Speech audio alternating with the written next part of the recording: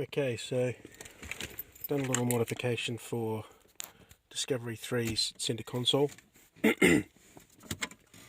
What we've done is changed the lower centre console, show that to you, for a voltmeter. You don't have to do that, that's just what I want to know about what's going on with the main cranking battery.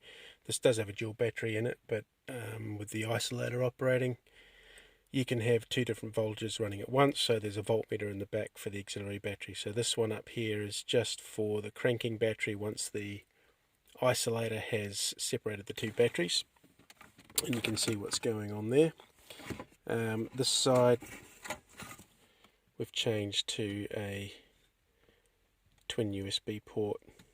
I guess these cars came out in 2005, retired in 2010, and at the time when they came out, the only real option and the only real need was the cigarette lighter, but that's probably not the most popular use for an auxiliary 12 volt port anymore. So the USB ports are more or less the go-to port for most people now for charging most of the, certainly all the mobile devices and a whole lot of other stuff too, head torches, all that sort of stuff. So it just seemed more use to do that. You don't have to do the volt reader on the left hand side. You could stick two lots of USB ports in if you've got, you know, a family full of iPads and phones and whatnot. So that's what we're being changed out to. The how-to, I'll go through it pretty quickly, but there's lots of videos on how to pull the center console apart. But the short version is, first things first is you've got to get rid of that. That's really easy when you consider how tricky it can be pulling cars apart. This is not one of them.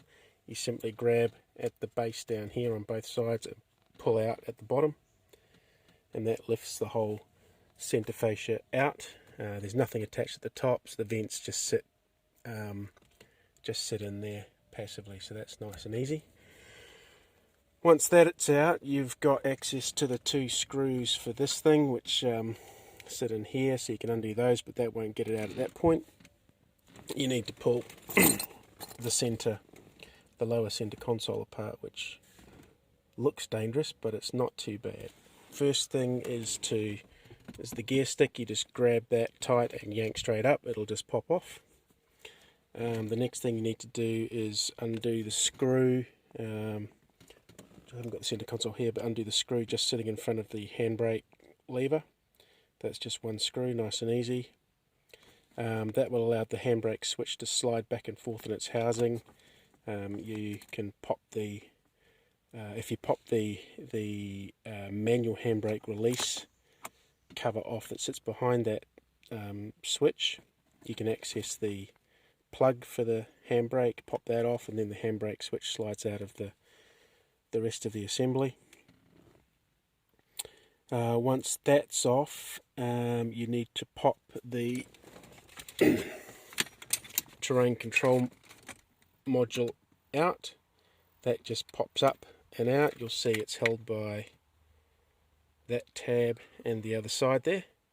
So you pop those up at the front and then that lifts off. That's pretty straightforward. And then the last bit is the main surround with the cup holders and the rest of the surround there. That's held in by 8 clips. You can see the yellow, my phone doesn't get covered in sun, you can see the yellow clips there, there's another one down there, and then there's a top one up here underneath the lid. Let's lift it up and have a look.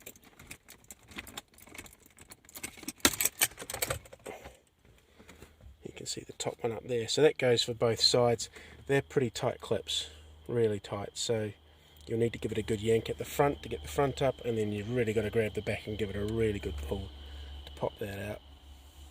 Once that's out, because this would normally be sitting up like so, up in there, you have the piece the dash that sits just below it, and I've put that aside, but we'll show you. That would normally sit down underneath like that. Sorry, there it is. Normally sit down underneath here. Once your main lower part of the console's out, that will come out, and then that allows you to release this, which is still being held in by clips. Just a good yank will get it out to the point where you can release the two plugs for the auxiliary ports. You can see the 3 clips at the back there that are the last thing holding it.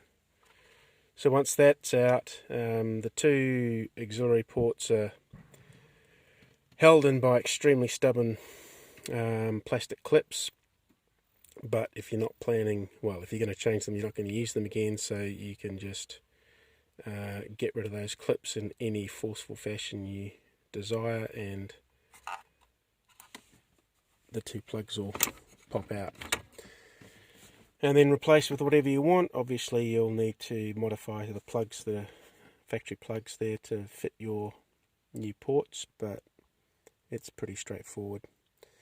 So yeah, that creates a slightly more usable front end for the car, and obviously the losses of voltage and whatever else that you experience by using the plug-in USB ports and all that sort of thing, you won't need to worry about. That's it. Thank you.